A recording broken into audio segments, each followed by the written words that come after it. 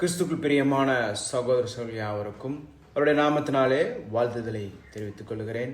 நாம் தொடர்ந்து வேத மாந்தர் என்ற தலைப்பின் கீழாக வேதத்தில் அநேக தேவ மனுஷர்களை நாம் தியானித்துக் கொண்டு வருகிறோம். அந்த வரிசையிலே இந்த நாளிலே புதிய ஏற்பாட்டிலே இருக்கிற ஒரு தேவ மனுஷனை நாம் தியானிக்கலாம். ஸ்தேவான் என்பவரை குறித்து இந்த நாளிலே நாம் தியானிக்கலாம். அப்போஸ்தலர் 6ஆம் அதிகாரத்திலே அவரை குறித்து நாம் வாசிக்கிறோம். 6ஆம் அதிகாரம் 7ஆம் அதிகாரம் 2 அதிகாரத்திலே அவருடைய மொத்த வரலாறும் சொல்லப்பட்டிருக்கிறது. ஸ்தேவான் மிக ஒரு அருமையான ஒரு சீஷனாக அவர் இருந்திருக்கிறார். அவரை குறித்து நம்ம அப்போஸ்தலர் 6ஆம் அதிகாரத்தில் நாம் வாசிக்கிறோம். அப்போஸ்தலர் 6ஆம் அதிகாரம் 1ஆவது வசனத்துல, அந்நாட்களிலே சீஷர்கள் பெருகின போது கிரேக்கரானவர்கள் தங்கள் விதவைகள் அன்றாட விசாரணையிலே திட்டமாய் விசாரிக்கப்படவில்லை என்று எபிரேயருக்கு விரோதமாய் முறுமுறுத்தார். முதல் நூற்றாண்டிலே சபையிலே சீஷர்கள் அநேகர் பெருகி இருக்கிறார்கள். கிரேக்கர்கள், புறஜாதியார்கள், யூதர்கள் எல்லோருமே சபைக்குள்ள இருக்கிறார்கள். கிரேக்க விதவைகள் விசாரிக்கப்படவில்லை என்று அவர்கள் முறுமுறுக்கிறதை நாம் பார்க்கிறோம். அப்போஸ்தலருக்கு விரோதமாக அவர்கள் முறுமுறுக்கிறார். 2வது வசனம், 12 சீஷர் கூட்டத்தை வரவழைத்து, நாங்கள் தேவ வசனத்தை போதியாமல் பந்தி விசாரணை செய்வது தகுதி அல்ல. ஆதலால் சகோதரே, பரிசுத்த ஆவியும் ஞானமும் நிறைந்த நற்சாட்சி பெற்றிருக்கிற 7 பேரை உங்கள் தெரிந்து கொள்ளுங்கள். அவர்கள் இந்த வேலைக்காக ஏற்படுத்துவோம். இப்போ அவங்க அப்போஸ்தலர்கள் சீஷர்கள் எல்லாம் கூடி வந்து இன்னொரு முடிவு பண்றாங்க. நாங்க தேவ வசனத்தை போதிக்கிறதுக்காக நாங்க போறதை விட்டு இங்க பந்தி விசாரணை எங்களால் செய்ய முடியாது. ஆனால் இந்த பந்தி விசாரணைக்காக நீங்கள் ஒரு 7 பேரை தெரிந்து கொள்ளுங்கள் அப்படின்னு அவங்க முடிவு பண்ணுகிறார். அவர்கள் எப்படி இருக்க வேண்டுமோ, பரிசுத்த ஆவியும் ஞானமும் நிறைந்து நற்சாட்சி பெற்றிருக்கிறவர்களாக அவர்கள் இருக்க வேண்டும். அவர்களை நீங்கள் தெரிந்து கொள்ளுங்கள் என்று அவர்கள் முடிவு செய்ய. அப்பொழுது அவங்க என்ன பண்றாங்க, நாங்களோ ஜெபம் பண்ணுகிற தேவசனை போதிக்கிற ஊழியத்திலும் இடைவிடாமல் தரித்திருப்போம் என்றார்கள். நாங்க வசனத்தை போதிக்கிறோம், ஜெபம் பண்றோம், இதிலே நாங்கள் தரித்திருக்கிறோம் அப்படின்னு அப்போஸ்தலர்கள் சொல்லுகிறார். 5வது வசனம், இந்த யோசனை சபையார் எல்லோருக்கும் பிரியமாய் இருந்தது.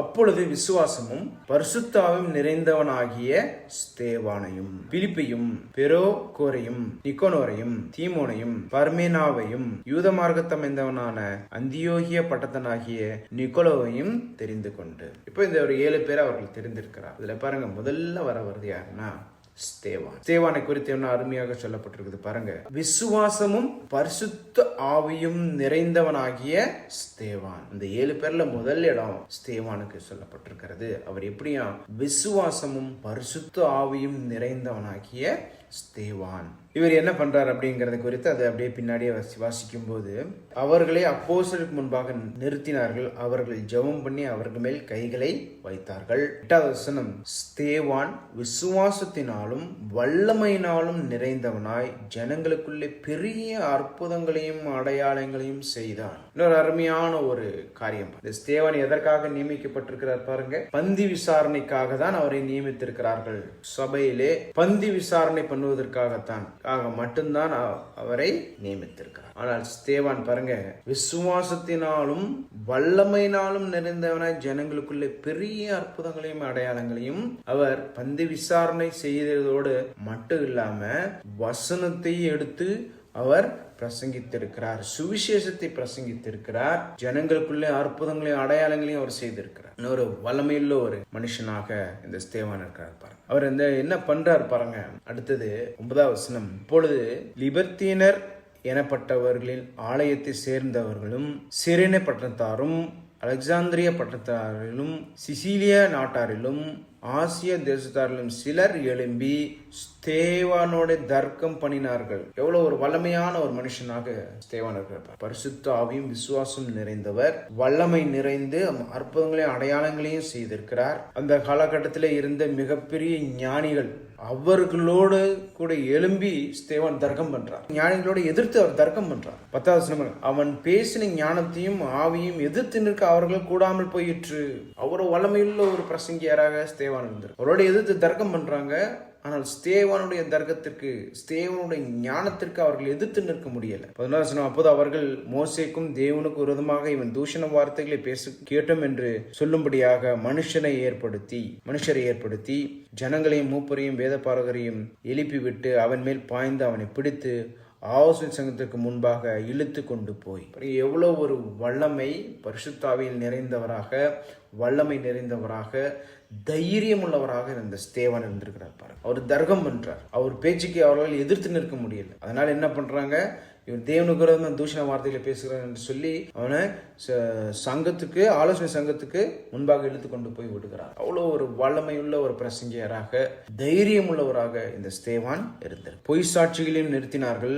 இவர்கள் இந்த மனுஷன் இந்த பரிசுத்த ஸ்தலத்துக்கும் வேத பிரமாணத்துக்கும் விரோதமாக தூஷண வார்த்தைகள் ஓயாமல் பேசுகிறான். இப்படி என்றால் நசரேயனாகிய அந்த இயேசு இந்த ஸ்தலத்தை அழித்து போட்டு மோசே நமக்கு கொடுத்த முறைமைகளை மாற்றுவான் என்று இவன் சொல்ல கேட்டோம் என்றார். ஸ்தேவான் என்ன பிரசங்கம் பண்ணியிருக்கிறாரு? இயேசு கிறிஸ்துவை குறித்து பிரசங்கம் பண்ணி இருக்கிறார். அவர் நியாய பிரமாணத்தை முழுவதும் ஒழித்து விட்டு புதிதான ஒரு பிரமாணத்தை நமக்கு கொடுத்திருக்கிறார் என்று ஸ்தேவான் பிரசங்கித்திருக்கிறார். கேட்ட உடனே அவர்கள் எல்லோரும் மூர்க்கமடைந்து ஸ்தேவானுக்கு விரோதமாக எழும்புகிறார்கள். 15 வசனம். ஆலோசனை சங்கத்தில் உட்கார்ந்திருந்த அனைவரும் அவன் மேல் கண்ணோக்கமாய் இருந்து அவன் முகம் தேவ தூதன் போல் இருக்க கண்டார்கள். இன்னொரு அருமையான ஒரு காரியம், எல்லாரும் அந்த ஆலோசனை சங்கத்துல முன்னாடி நின்றுட்டு இருக்காங்க.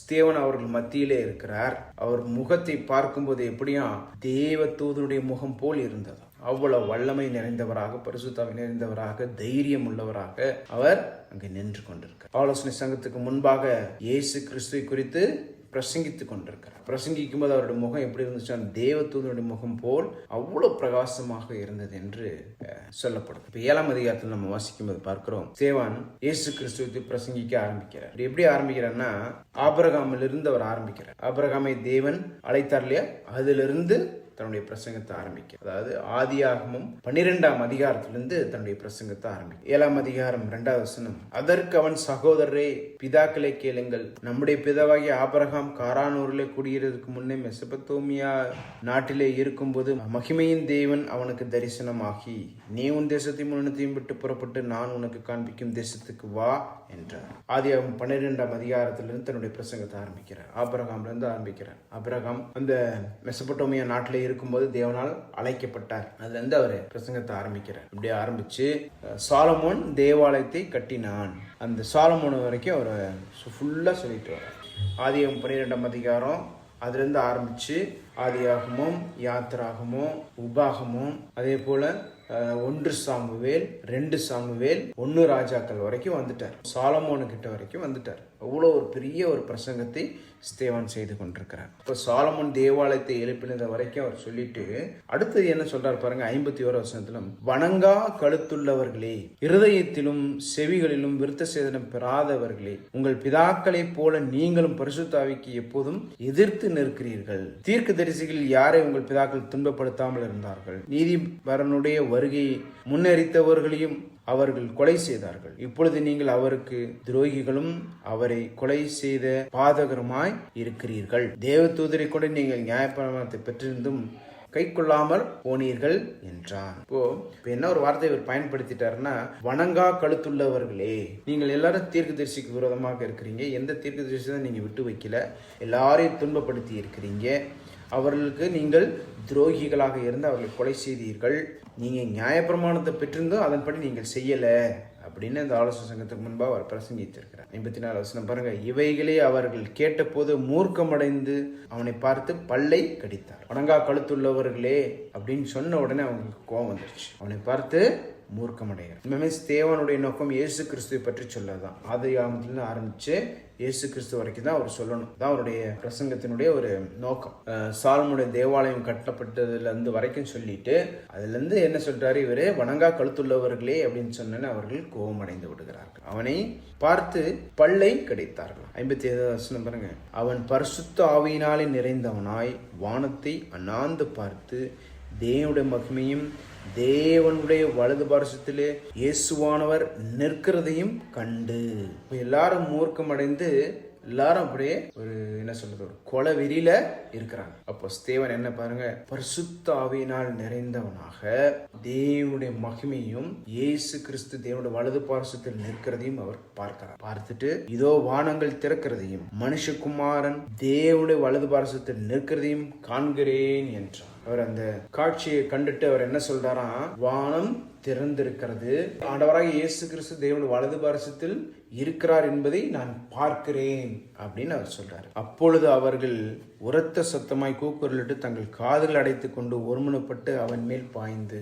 இதை கேட்டோடனே அவங்களுக்கு ரொம்ப கோபமாயிடுச்சு. ஏன்னா இதெல்லாம் தேவதூஷணமான ஒரு வார்த்தைகளாக அவர்களுக்கு இருக்கிறது. அவர்கள் மிகவும் கோபம் அடைந்து அவன் மேல் பாய்ந்து அவனை நகரத்துக்கு புறம்பே தள்ளி அவனை கல்லெறிந்தார்கள். அப்படியே இழுத்துக்கிட்டு போய் நகரத்துக்கு வெளியில போய் அவன் மேல் கல்லெறிகிறார்கள். தேவதூஷணம் சொல்லிவிட்டான் என்று அவன் மேல் கல்லெறிகிறார்கள். அப்பொழுது கர்த்தராகிய இயேசுவே என் ஆவியை ஏற்றுக்கொள்ளும் என்று ஸ்தேவான் தொழுது கொள்கையில் அவனை கல்லெறிந்தார்கள். அப்போ அவன் மேல் கல்லெறிகிறாங்க. ஸ்தேவான் என்ன சொல்ற பாருங்க, கர்த்தராகிய இயேசுவே என் ஆவியை ஏற்றுக்கொள்ளும். ஸ்தேவான் தேவதூஷணம் சொல்லிட்டான் என்று அவன் மேல் எல்லோரும் கல்லெறிகிறார்கள். அவர் கல்லெறியும் போது அவர் என்ன சொல்றாரு பாருங்க, இயேசுவே என் ஆவியை ஏற்றுக்கொள்ளும் அப்படின்னு அவரு சொல்றாரு. 60வது வசனம், அவனோ முழங்கால் படியிட்டு ஆண்டவரே இவருக்கு மேல் இந்த பாவத்தை சுமத்தாதிரும் என்று மிகுந்த சத்தமிட்டு சொன்னான். இப்படி சொல்லி நித்திரை அடைந்தார். எவ்வளவு ஒரு வல்லமையான ஒரு தேவ மனுஷனாக இந்த ஸ்தேவான் இருக்கிறார். ஒரு முழங்கால் படியிட்டு இவருக்கு மேல் இந்த பாவத்தை சுமத்தாதிரும் அப்படின்னு அந்த நேரத்தில் அவர்களுக்காக ஒரு வேண்டுதல் செய்து அவர்கள் ஸ்தேவானுக்கு விரோதமாக அவர்கள் எழும்பி அவன் மேல் கல்லெறிந்து கொண்டிருக்கிறார். இப்போது கூட அவர் பாருங்க, அவர் இயேசு கிறிஸ்துவனிடத்திலிருந்து அந்த சிந்தை அவரிடத்துல இருந்தது. இவருக்கு மேல் இந்த பாவத்தை சுமத்தாதிரும். இயேசு கிறிஸ்து சிலுவையில் தொங்கும் போது அவர் இதே வார்த்தையை சொல்லிருப்பார். அவர்களை சிலுவையில் அறைந்த அந்த போர் சேவர்கள் யூதர்கள் எல்லோரையும் பார்த்து இவர்கள் செய்கிறது என்னதென்று இருக்கார், இவர்களை மன்னியும் அப்படின்னு ஜெபம் பண்றார் இல்லையா? அதே போல பாருங்க, ஸ்தேவானும் இந்த பாவத்தை இவர்கள் மேல் சுமத்தாதிரும் என்று சொல்லி ஒரு சத்தமிட்டு சொல்லி மரணம் அடைந்தார் என்று நாம் பார்க்கிறோம். இவர் ஒரு வல்லமையுள்ள ஒரு தேவ மனுஷனாக இந்த ஸ்தேவான் இருக்கிறார். பரிசுத்த ஆவியினாலும் வல்லமையால் நிறைந்தவராய். உண்மையாலுமே இவரை எதுக்கு நியமிச்சிருக்காங்க? பந்தி விசாரணைக்காக தான் இவரை நியமிச்சிருக்காங்க. ஆனால் இவர் வல்லமையான ஒரு பிரசங்கியாராக அவர் மாறுகிறார். விசுவாசத்துல தைரியம் உள்ளவராக அவர் இருக்கிறார். தைரியமாக பிரசங்கிக்கிறார். இயேசு கிறிஸ்துவை குறித்து தைரியமாக பிரசங்கிக்கிறார். அதன் நிமித்தம் வந்த பாடுகளையும் துன்பங்களையும் அவர் சகிக்கிறார். ஒரு வல்லமையான ஒரு தேவ மனுஷன். 8ஆம் அதிகாரம் 2வது வசனம் பாருங்க, தேவ பக்தி உள்ள மனுஷர் ஸ்தேவானை எடுத்து அடக்கம் பண்ணி அவனுக்காக மிகவும் துக்கம் கொண்டாடினார்கள். ஸ்தேவானை எடுத்து அவர்கள் அடக்கம் பண்ணி அவனுக்காக மிகவும் துக்கம் கொண்டாடினார். கிறிஸ்துவுக்காக அவர் இரத்த சாட்சியாக மறிச்சிருக்கிறார்கள். இந்த ஸ்தேவான் தேவபக்தி உள்ள ஒரு மனுஷன், விசுவாசம் உள்ள ஒரு மனுஷன், பரிசுத்த ஆவியினால் நிறைந்த ஒரு மனுஷன், தேவனுக்காக கிறிஸ்துக்காக பக்தி வைராக்கியம் உள்ள ஒரு மனுஷன், கிறிஸ்துவின் நிமித்தம் வர பாடுகள் துன்பங்கள் எல்லாவற்றையும் சகிக்கிற ஒரு மனுஷனாக இந்த ஸ்தேவான் இருந்திருக்கிறார் என்று நாம் பார்க்கிறோம். இந்த ஸ்தேவான் மூலமாக நாம் கற்றுக்கொள்ளக்கூடிய பாடம், ஸ்தேவான் இடத்தில் இருந்து இந்த விசுவாசம் நம்மிடத்தில் இருக்கு. தேவனுக்காக பக்தி வைராக்கியம் பாராட்டுகிறவர்களாக நாம் இருக்க வேண்டும். விசுவாசத்திலே தைரியம் உள்ளவர்களாக நாம் இருக்க வேண்டும்.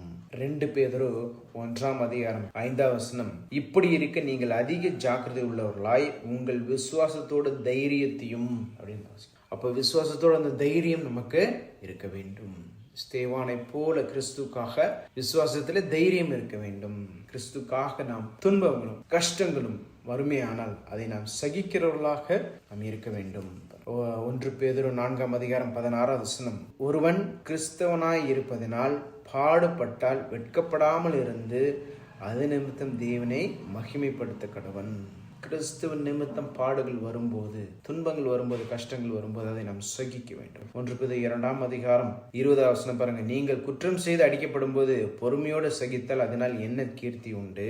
நீங்கள் நன்மை செய்து பாடுபடும் போது பொறுமையோடு சகித்தால் அதுவே தேவனுக்கு முன்பாக பிரீதியாய் இருக்கும். கிறிஸ்துக்காக வரும் பாடுகள், கிறிஸ்து நிமித்தம் வரும் பாடுகளை நாம் சகிக்கிறவர்களாக இருக்க வேண்டும். ஸ்தேவான் அதைதான் அவர் செய்தார். கிறிஸ்துக்காக எல்லாவற்றையும் சகித்தார். அவர் ஜீவனை கொடுக்கிறதற்கும் அவர் தைரியமா இருந்திருக்கார். அவர் ரெடியா இருக்கிறார். கிறிஸ்து நிமித்தம் பாடுகள் துன்பங்கள் கஷ்டங்கள் எது வந்தாலும் அதை நான் கிறிஸ்துக்காக சகிப்பேன். கிறிஸ்துக்காக தன் ஜீவனையே. அதே போலதான் ஒரு விசுவாசம், ஒரு தைரியம், விசுவாசத்துக்கான ஒரு தைரியம் நம்மிடத்திலே இருக்க வேண்டும். இந்த ஸ்தேவான் மூலமாக இந்த நாளிலே நாம் கற்றுக்கொள்ளக்கூடிய பாடம் இதுதான். விசுவாசத்திலே தைரியம், கிறிஸ்து நிமித்தம் பாடும் துன்பம் வரும்போது அதை சகிக்க வேண்டும். உங்கள் பொறுமையான கவனத்திற்கு நன்றி. தேவன் தாமே உங்கள் ஒவ்வொருவரையும் ஆசீர்வதிப்பாராக.